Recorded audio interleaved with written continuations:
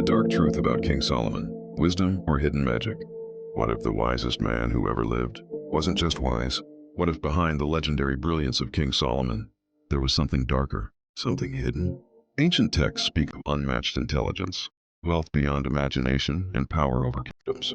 But other whispers, more dangerous whispers, claim something else.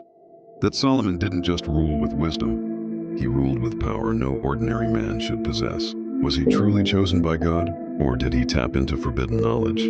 Solomon, the son of King David, ascended the throne of Israel during a time of uncertainty.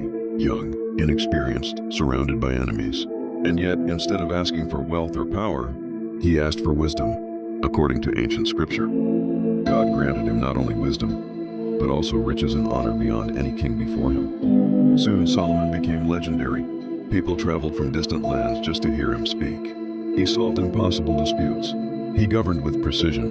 He built the first temple in Jerusalem, a structure said to house the very presence of God. Everything about him pointed to divine favor. But then, the story begins to change. Solomon's wisdom wasn't ordinary. It was said he understood the language of animals, the secrets of nature, the mysteries of the universe. He composed thousands of proverbs and songs. He spoke of trees, plants, beasts, and hidden forces of the earth. But here's the question. How did one man gain that much knowledge?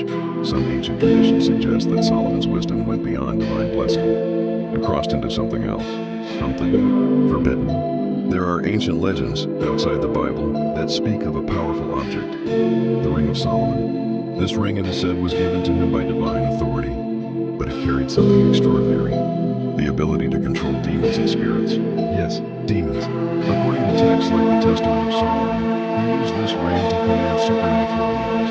He forced them to build his temple, reveal hidden knowledge, obey his will. Imagine that. A king commanding spirits and leading unseen forces to his kingdom. Or was this something far beyond angels? Solomon's power grew, so did his desires. The same man who once asked only for wisdom now began to accumulate gold and unimaginable quantities, luxurious palaces, hundreds of wives and concubines. But it wasn't just excess that changed him. It was influence. Many of his wives came from foreign nations, and with them came foreign gods. Solomon, the king who built the temple for God, began building altars for other deities, false gods, forbidden worship. This is where the light begins to fade. Here's where history and mystery collide. Some traditions claim Solomon didn't just tolerate foreign beliefs. He explored them, studied them, practiced them. Ancient occult writings credit him with knowledge of sigils and symbols, rituals of summoning, spiritual control. Even today, books of magic, known as grimoires, are attributed to him. The most famous among them, the Key of Solomon, a text filled with rituals said to summon and control spiritual entities. Now ask yourself, would a man chosen by God also become a master of hidden magic? Or is this the result of power gone too far? In the end, Solomon's story doesn't conclude in glory. It ends in mourning. Because of his actions, his kingdom would not remain united. After his death, Israel split into two. Conflict, division, chaos. The legacy of the wisest man ended in fracture. It's as if all that wisdom couldn't save him from himself. So what is the truth about King Solomon? Was he a man blessed with divine wisdom, or a king who crossed the line into forbidden knowledge? Perhaps he was both. A man who started with light, but slowly walked in the shadow. His story is more than history. It's a warning. Because wisdom alone is not enough.